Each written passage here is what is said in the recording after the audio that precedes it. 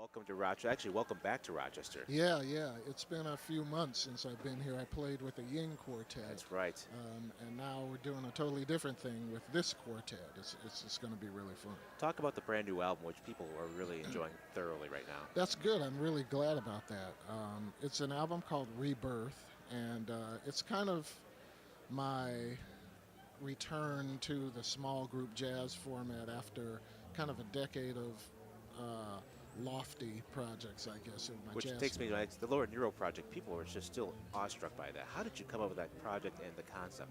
Well, I'd been thinking about it for 12 years prior to that, and it's because she was a big influence on me. You know, my older sister Kirsten introduced me to her, and I was in love with her ever since, you know, and I thought about doing it. Her style is so unique and so personal that it took me a long time to figure out how I would, you know, what could I add to what was already perfect. Yeah, and it's amazing. Both projects are still incredible on both sides of the spectrum. And Billy, you're playing tonight, 6 and 9 o'clock. You've been here many times before, obviously, but first time with your own band, doing your own music, and we can't wait to hear it. I can't wait, especially with this group. I love this group. Talk about the group you're bringing in tonight, because we're going to talk to them individually as well. Well, it's Dayna Stevens on sax, Ari Hoenig on drums, and Ben Williams on bass. Yeah, so it's just an all-star group. You can't ask for anything better than you guys are going to burn the rock down in about 45 minutes. Or die trying. Oh, that's right. Billy, thank you so much for coming down, man. Thanks for having me. Thanks for taking jazz further. Up next, Mr. Dayna Stevens. Coming up next as we get things set up here. We actually literally have the entire band in our booth. They just walked right up to the booth. Yep. Dayna Stevens, welcome to Rochester. Can you hear me okay? Yeah, I can hear you great. Thanks for welcoming me. Congratulations on health. Congratulations on the brand new album. And so happy for you, my friend. Thank you. Thank you very much for all that. Yeah. Talk about the new album. Billy's new album? Your new album. My new album is called Gratitude. Yeah. And features Brad Meldau, Larry Grenadier, Eric Harland, and Julian Lodge. And we actually recorded it. It's a sister album to an album I released 2 years ago called Peace. And it's about gratitude for the jazz community helping me get to where I am right now, which is in a much better spot. I was on dialysis for 6 years, and you know, I had a transplant, and so many people in the community helped and donated and supported me through that. So this is for them and for everyone who wants to hear it. For you, Dayna Stevens, talk about the jazz family and what it means to you.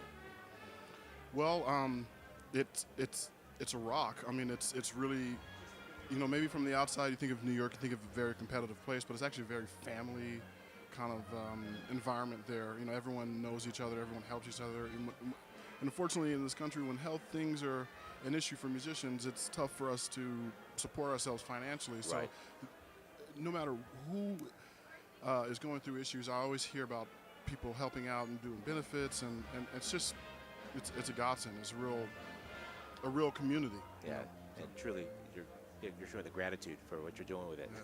No other choice. That's it.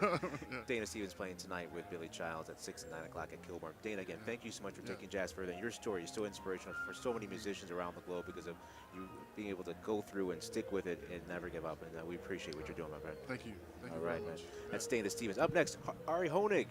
We're running him right down the line here. Hello. All right, welcome to the Rock, man. Welcome. Thank you so much. A little punk pop in the house as well. That's good memory. So, all right, talk about your most recent record. It came out about 15 months ago. Talk about that journey, your most recent record. Sure. It's called The Pauper and the Magician. Magician, right. Yeah. And The Pauper and the Magician are two characters that I tell stories to my two girls. Yeah. And I like to make them up. It's kind of a creative outlet for me, you know, something that I actually enjoy doing. It's not easy, so I struggle with it sometimes. Yeah. But in the end, it usually always works out.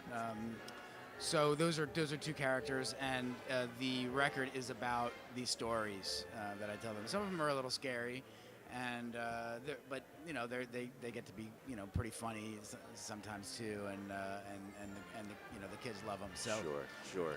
The Pauper, the Magician, Mr. Spiegelbottom. There's actually cool. a whole bunch of them, but the songs are kind of related or related to specific stories. Speaking to Ari Hoenig here on member-supported Jazz 90.1, playing with Billy Childs tonight. Ari, question for you. You've actually been in New York long enough to see the whole gentrification, literally, of Brooklyn. and the atmosphere. We'll talk about that, how it affects musicians in terms of livability and affordability, in terms of housing and how they can live and survive. Because you literally have seen the evolution of, yeah, I sure have. in the last 20 years that you've been there. What's it like as a musician to have to see that and live through it? Yeah, it's very interesting. I definitely see. I mean, where I lived for most of it was northern Brooklyn, Right. And there actually weren't too many musicians there when I mean almost none when I moved there, Yeah. and that was about 20 years ago, 21 years ago.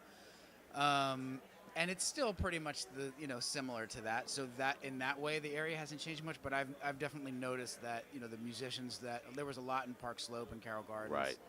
At that time, and they've since moved out to, I'm sure you're aware of this, to the, near what they call the Jazz dorms, that's the other side of Prospect Park, right. And, kind of made a nice home there. I was actually considering that move too myself, but in the end I didn't.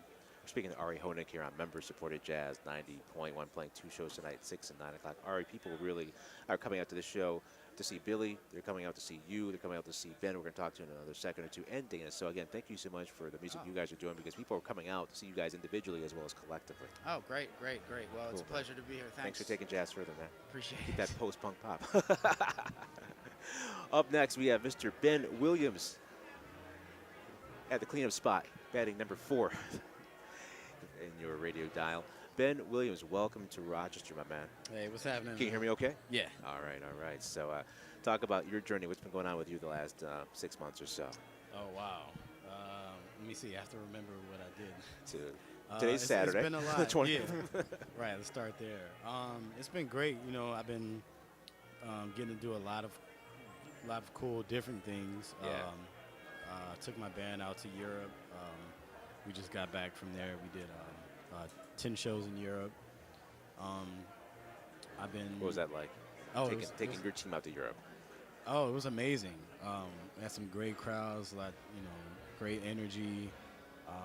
Everybody just loved us. Yeah. And talk about the Prince tribute you did, because that was also amazing as well in terms of celebrating the music of Prince. A lot of folks don't realize the depth and breadth of his music, but you obviously do, and so thank you for doing that. Yeah, that was it was pretty surreal how that happened. It kind of goes without saying, I'm a huge Prince fan. I've been since I was a little kid, and we kind of finally got around to doing this tribute at Harlem Stage, right, in New York, and actually we did it 4 months before he died. Really? I forgot. That's right. Yeah. That's right. So the fact that he did it before he passed on, it kind of made adds more and more weight to it. Yeah, a special meaning. Good stuff, Ben. And what's the future looking like for you right now? Just working on new material. I got a lot of ideas. I heard there's a new album possibly in the works. Yeah. Cooking. Yes. There's the kitchen is on. Oh, yes. The stoves are on. The stove, all the burners are on. And cool. Just trying to figure out what to do. And last question, what have you been checking out for music? Oh, man. Wow. Last thing you remember listening to? Man, you know whose album is great, and I'm not just saying it because I'm playing on it, but that Jazz Mia horn. Oh, man, that's right. Record is killing. Yeah. Good stuff. Thanks for hipping us to it, by the way. Oh, yeah. And as well as absolutely. Hiatus Coyote. Thanks for hipping us to Hiatus. it too. Well, Ben, we'll see you in just a few short minutes. All right. Playing tonight with Billy Child, 6 to 9 o'clock. Thanks for taking jazz further with your amazing music too, man. Take care. All Thanks, right. man. That's going to be a great show inside of Kilbourn Hall.